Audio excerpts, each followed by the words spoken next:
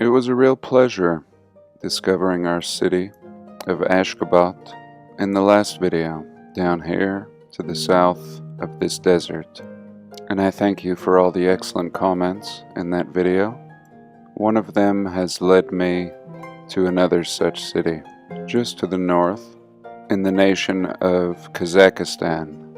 This city is called Nur Sultan and has almost just as ridiculous of a story.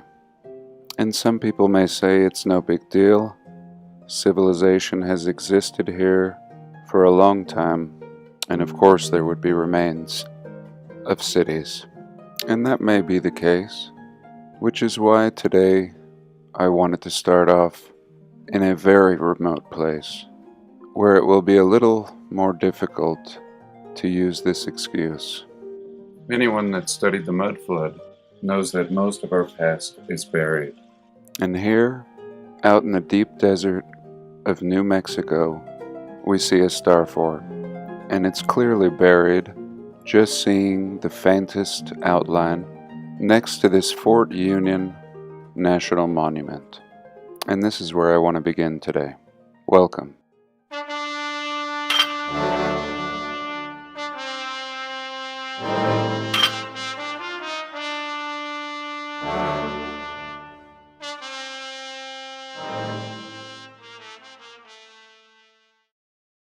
And what story could be given about this star fort in New Mexico? Typically, any star fort that we see in our realm, a story is given about its military and strategic defense purpose. How in very early time periods, people constructed these forts and mounted cannons to advance their military advantage. Sometimes we see beautiful buildings on the water's edge, with star forts merely being the very base footprint. In fact, when we look at examples all throughout, we see artificial coastlines, carefully created on a massive scale, and typically no explanation given to these artificial coastlines. Eventually they become well-engineered and complex canal systems, but when stepping back, we see that everything is connected, forming a complex network for the old world. And in our times, we're given a narrative in which everything is separate, disconnected, ridiculous stories for the works of a past unified people. And with all the scandals going on in the world, this perhaps being the greatest and the oldest, the one theory that seems to bring everybody together, seeming most obvious when pointed out. And here we go. What about this star fort? This is something I anticipate exploring very soon with a drone, but for now this is pretty good. Again, any excuses for this existence would be given to this Fort Union National Monument. And I have touched on this briefly, as many of you may remember, and to get any explanation for this star fort, we'll have to look at the narrative for this Fort Union National Monument. Located north of Watrous in Mora County, New Mexico. And here we can see it's in the northeast part of the state. The National Monument was founded in 1954. The site preserves the second of three forts constructed on the site beginning in 1851, as well as the ruins of the third. Already this is amazing, given a date of 1851 in the Old West. Also visible is a network of ruts from the mountain and Cimarron branches of the old Santa Fe Trail. And here a little look at the old Santa Fe Trail, connecting Missouri with Santa Fe, pioneered in 1821. The trail served as a vital commercial highway until 1880. Today there's a visitor center and some exhibits sitting at an elevation of almost 7,000 feet. And here a little letter by William Davis in 1857, giving his first impression of the fort. Fort Union, 110 miles from Santa Fe, is situated in Pleasant Valley, in the Pleasant Valley of Moreau, It's an open post. It has much more the appearance of a quiet frontier village than that of a military station. It is laid out with broad, straight streets crossing each other at right angles. The huts are built of pine logs, obtained from neighboring mountains. So here in 1857, this trader and author seems to just stumble upon this fort, and he's surprised on how it looks more like a frontier village than a military station. So really no clear explanation. And when we look at the ruins around this star fort, they don't seem anything like what this man described. We see brick and stone covered in a sloppy stucco, seeming to be the recent addition. Arches, and then all these stupid props to make it look Old Westy. And yet when this man arrived, he said it looked more like a village. I think he was giving a true account, and perhaps the only thing that was altered was that everything was built out of wood. And from the ruins, in their words, we can be pretty certain that this was anything but a wooden city of the Old West. The fort was established in the New Mexico Territory, provisioned in a large part by farmers and ranchers. The fort served as headquarters of the 8th Cavalry in the early 1870s, so really no talk about any construction, even in its earliest history, just talking about the repurposing of the remains, telling us it was first provisioned by farmers and ranchers, later serving as a headquarters for the 8th Cavalry in the Apache Wars. Here in one of the earliest stories, telling us it was built by the United States Army in 1851. The soldiers were unaware that they had encroached on private property, and they had a legal battle in these early days until finally President Andrew Johnson declared a timber reservation encompassing the entire range of the Turkey Mountains, part of the Sangre de Cristo Range, and comprising of 53 square miles as a part of the fort. This stalling tactic worked until 1891, until the fort's demise. And that's it for the mainstream history. Really no mention of the Star Fort, and a lot of lies about this town, telling us it was built of timber from nearby forests, and yet we see absolute brick remains disguised as native adobe, and then we're given this narrative, which seems to fit none of these stories. Here in the Old West, and yet maybe we might believe this story if it wasn't for this Star Fort. And maybe this Star Fort wouldn't mean anything to us if we had not recently come to understand the significance of the Star Fort and how these are the mark and engineering of the advanced past civilization. And now this, in conjunction with these ruins, mean a lot more in 2020. And that's what they say about this Star Fort. What do we see with our own eyes when poking around here? A lot seeming to be buried once again. A lot seems to have been scraped clean or raked. And when we just jump over here to the north of it, we see these very, very straight cutouts in the landscape, much straighter than the more recent roads. And let's have a little look at these cutouts, seeming as if they are old canals diverting water in many different directions, here splitting off into two. And no surprise, when found next to a star fort, to find complex engineering and utilizing of water. And again, straight as an arrow, something that'd be very difficult to accomplish with horse and wagon in the 1850s. And here another complex diversion of the water, perhaps some ruins here. And naturally this leads right up into the mountains, capturing any runoff signs of past engineering out here in the desert. And here a little look at these Turkey mountains. How appropriately named. And now back to our other little city in the desert. Again located along a river and really just looking like a high-tech motherboard of a computer. And here is the presidential palace, complete with Antiquitech and some of the most amazing gardens to be found anywhere. Towers. Let's see if they let us park ourselves. Always a sign of how free a nation is.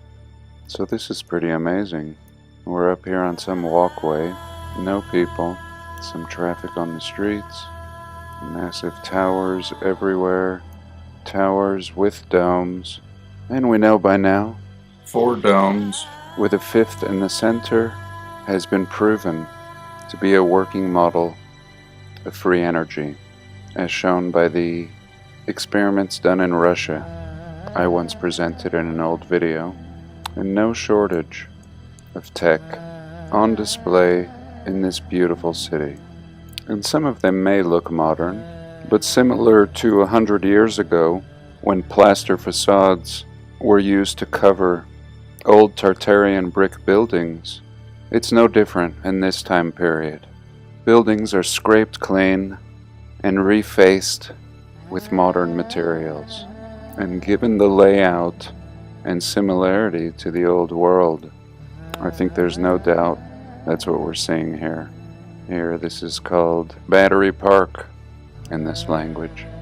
This massive tower in the center, and this exact pattern seen in every major city throughout our realm. And here ending with this amazing amphitheater and a fountain. And similar to our wars in the past, seeming to be a stage and excuse for the destruction of the old world, I think we see the same thing out here. However, this taking place in modern times. This may be some of the reasoning behind most of these ridiculous wars, and perhaps there are no wars at all, only dropping bombs on the past and erasing our history. And in this case, similar to the city of Ashgabat we looked at in my last video, in the country of Turkmenistan, this city is being perfectly preserved, retrofitted and repurposed, I believe, for future generations. Completely mind-blowing. And they would tell us these nations are springing up out of nowhere. And I think what we see is an excellent clue as to what every city in our realm must have looked like. And these people were so advanced, understanding free energy and symmetrical architecture and engineering, able to reshape the landscape at will. And meanwhile, in our time, people have no understanding of what they're seeing and what our past was. And since it's the end of the video, I thought we'd look at some random topics. Here's an article showing that bricks can be used as supercapacitors. Very fascinating study and a very detailed explanation on how bricks can conduct electricity. Very fascinating. Surprisingly, lots of information available on this subject. And I feel like this picture really sums up our past, our entire history. A very understandably primitive town in the 1850s, barely able to keep the wood level, and towering over the town, this incredible wonder, seeming to laugh at the rest of the structures. And these guys appear to have just discovered there's more city buried under here. Quick, get a shovel. Well, this is weird. This was sent to Wooden Nichols and I on our 1851 channel, and this share proceeds to tell us of someone's experience in Oregon. They went to an estate sale in the town of Hillsboro, And up on this wall was this giant leaf. I couldn't believe what I saw. I went up and touched it, and it was 100% real, no doubt. It had little prickly hairs on it, similar to a zucchini leaf. I made sure I got the door frame in the picture, so you can understand how truly large this really is. And here we have this massive leaf, and underneath you can see the door. Unbelievable. Has anyone ever seen a leaf this size? And this tying in beautifully to our understanding that this realm was full of massive and giant trees of all different kinds. And how big would a tree have to be to produce a leaf this size? And here, just hanging around in somebody's garage in Oregon. Let me know what you think. Have you ever seen any such specimens in your neck of the woods? So for today, I thank you so much for joining me, and do have a blessed day. Please like, comment, and subscribe. And I think I'll try one more time. Here's a comment I found in a forum. And the poster of this comment says, I came across a historical textbook mentioning the following about Tartaria, written by Denis Pitot in 1659.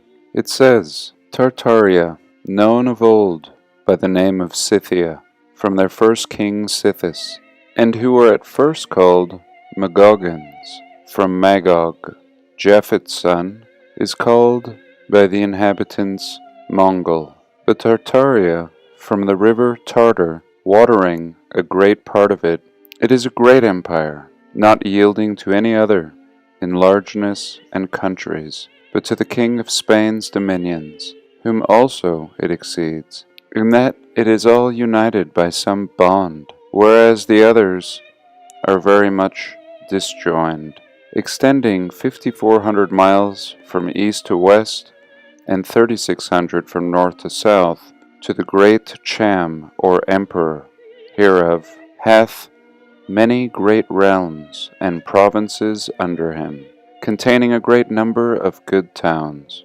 Then he goes on to say, when you look in the British Encyclopedia, the geographic locations of both Tartaria and Scythia seem to correspond, but Scythia was apparently thrown to a far past. According to the following historical documents, the Magogans became the Scythians became the Tartars. The Mongols were commonly referred as the inhabitants of Tartaria, and the children of Magog. So very interesting. Here is a case lending to the historical account that the Tartarians essentially turned into the Mongols. And I would further speculate and say the Tibetans as well. If this account is true, shining some light on the origins of the Tartars, many theories and speculation as to who exactly these people were, what they look like, what they dress like. And for over 20 years I've had the theory that the Hopi of northern Arizona are very similar to the Tibetans. And are these simple living people remaining on these lands throughout our realm actually the ancestors of this wondrous empire that once existed, and now everything being flip-flopped and these indigenous people being kicked into small, unwanted pieces of land called reservations?